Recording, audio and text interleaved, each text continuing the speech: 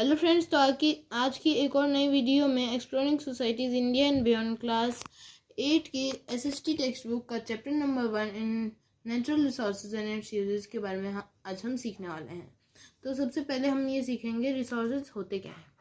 जो ऑब्जेक्ट्स हमें human survival के लिए चाहिए होते हैं उन्हें रिसोर्सेज कहा जाता है। जो नेचर से डिराइव किए जाते हैं उन्हें नेचुरल रिसोर्सेज कहा जाता है। तो उसके बाद फिर रिसोर्सेज के एग्जांपल्स देख लीजिए और कुछ ऐसे नोट्स बना रखे हैं हमने। फिर नेचुरल रिसोर्सेज को कैरेक्टराइज कर रखा है उनके यूज़ के बेसिस पे। सबसे पहला लाइफ के लिए air, water and soil. Energy के लिए coal, petroleum, water, natural gas, sunlight and wind. और मटेरियल्स के लिए वुड और अदर मिनरल्स। फिर उसके बाद हम डिराइव करेंगे अवेबिलिटी पे। Renewable resources air, water, plant, sunlight. Non renewable resources coal, petroleum, woods, minerals.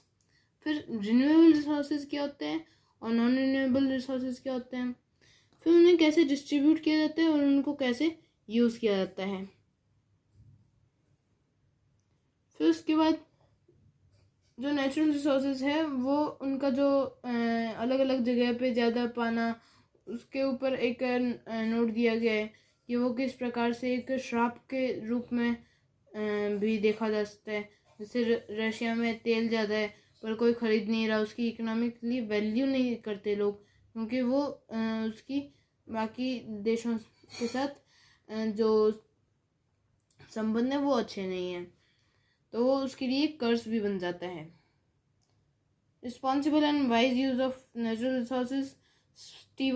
Stewardship जो होता है वो एक टाइम और रिसोर्स मैनेजमेंट को दर्शाता है, जिसे हम सस्टेनेबिलिटी और विजडम के साथ निभाएं। फिर उसके बाद रिस्टोरेशन एंड रीजनरेशन के ऊपर।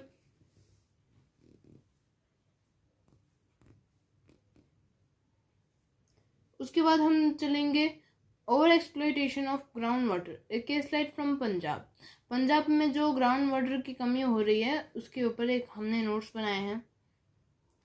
इसका जो मेन कारण है वो ज़्यादा प्लांट्स को निकालने का है, वाटर को निकालने का है, और वो भी इरिगेशन के लिए। क्योंकि एक टाइम था जब 1960 में फार्मर्स जो थे वो हाई यील्डिंग क्रॉप्स यूज़ कर रहे थे, जिसकी वजह से जो यील्ड था वो ज़्यादा बढ़ रहा था। आगे केस ऑफ सीमेंट हमें कैसे नुकसान पहुंचाता है और उसके प्रोडक्शन कैसे होता है, उसमें क्या क्या चीज़ें इंक्लूड की जाती हैं, और उसे मिनिमाइज करने के लिए कौन सी इंस्टीट्यूशन बनाई गई है। फिर वृक्ष आयुर्वेद, जिसमें इससे बचने के तरीके दिए गए हैं। उसके बाद सिक्किम में जहाँ पे ऑर्गेनिक फार्मिंग की जाती है उसका जो ट्रेस था, जो जर्नी थी, उसके बारे में बताया गया है। फिर जब हम रिसोर्सेज को यूज़ करते हैं तब कैसे यूज़ करना चाहिए। फिर इंटरनेशनल सोलर अलायंस के बारे में भी दिया गया है। तो इसी के साथ हमारी ये वीडियो कंप्लीट होती है। अगर आपको ये वीडियो अच्छी लगी हो, नोट्स अच्छे लगे हों, प्लीज़ लाइक, शेयर, सब्सक्राइब कीजिए। धन्यवाद। आपका दिन शुभ हो।